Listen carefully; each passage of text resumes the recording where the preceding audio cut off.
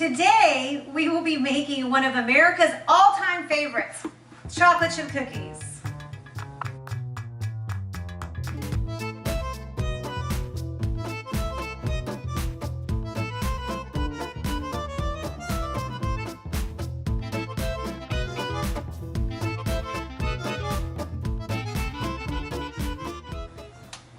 To start off with, we're going to blend our butter flavored Crisco and brown sugar.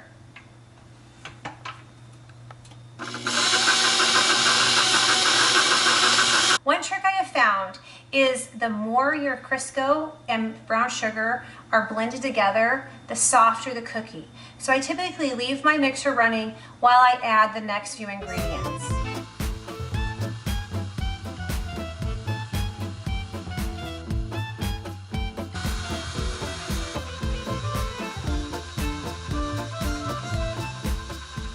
See how it's pulling away from the sides and it's staying all together in the center? Now it's time to add our chocolate chips.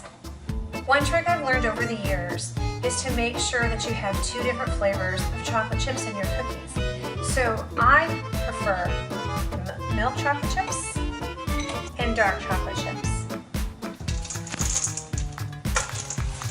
And folks, let's be honest. Who doesn't love chocolate chip cookies?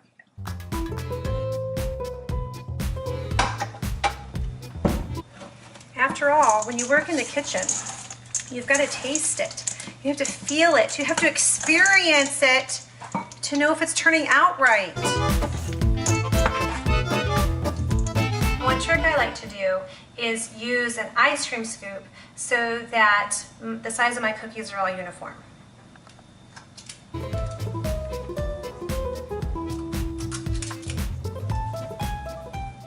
While the cookies are in the oven, I thought I would just pull up a stool and tell you a little bit about myself. There's nothing extraordinary about me. I'm just your average person. I really think the best words to describe me are a sassy middle school boy. And the reason I say that is because of my upbringing. I probably had the best life ever growing up.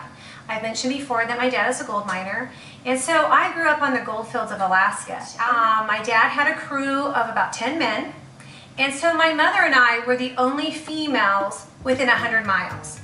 This led to some extraordinary adventures and just a lot of great memories. I don't know if you know much about mining. I guess you can learn on TV now. There's some mining family, but we had large equipment, loaders, backhoes, bulldozers, and they're prone to breaking down, especially in mud and rain and the conditions that we lived. So one day my dad and I were heading into Nome to pick up some parts that had been flown in on Alaska Airlines, and due to the permafrost, the mud on the road was literally feet thick. We needed to get to town. We needed those parts. We couldn't be shut down any longer. And so my dad got out the truck and he looked at the mud and he came back and he said, "Hang on, Wendy, I think I can make it." And I remember him gearing down that truck and just stomping on it. And we were flying through the mud sideways.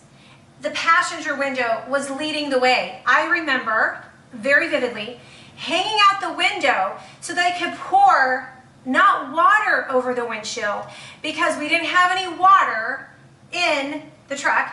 We had a Stanley thermos full of hot coffee.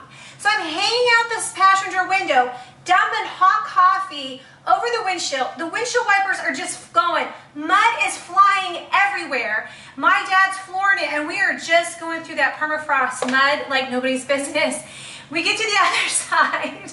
We are coated in mud, and we went the rest of the town, picked up our parts, got home that night. Some other memories I have are not sure if we would even get across the creek or not because it had rained the night before, and so we're driving across in the truck. I remember sitting on my feet on the seat so they wouldn't get wet because the truck was completely full of water. And when we got to the other side, we opened up all the doors and the water ran out.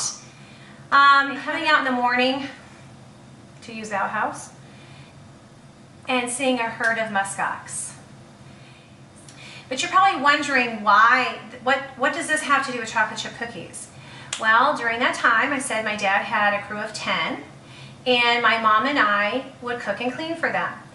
This may sound simple and easy to you, but remember, we're 100 miles from Nome.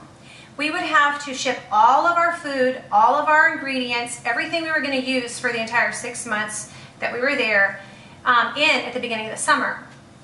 And we had a generator. We didn't have just electricity that ran 24 hours a day. My dad would get up in the morning and turn the generator on just to give us any amount of electricity. We cooked on propane. Mine, we actually cooked on an old kerosene stove.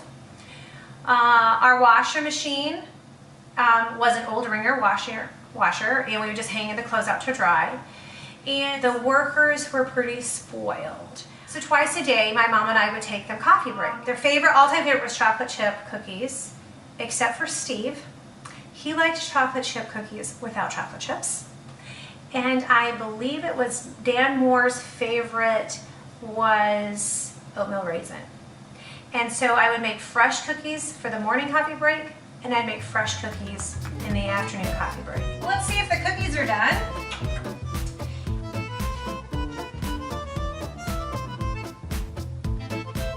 Growing up as a gold miner's daughter taught me a lot of things. One, just how to improvise, to use what you have on hand, to really love coffee. It can save your life someday if you're ever driving over permafrost. How to make really good cookies. So if you enjoyed this video, please subscribe and click the little notification bell that's next to the subscribe button, and that way you'll be notified when our next videos come up. Okay, please don't put on the internet. My apologies. You can say, I'm not held responsible for all of other stuff. Yes. Besides this camera. You're ready, I was rolling. Oh, great Googling. I know. Okay. I just forgot the glory.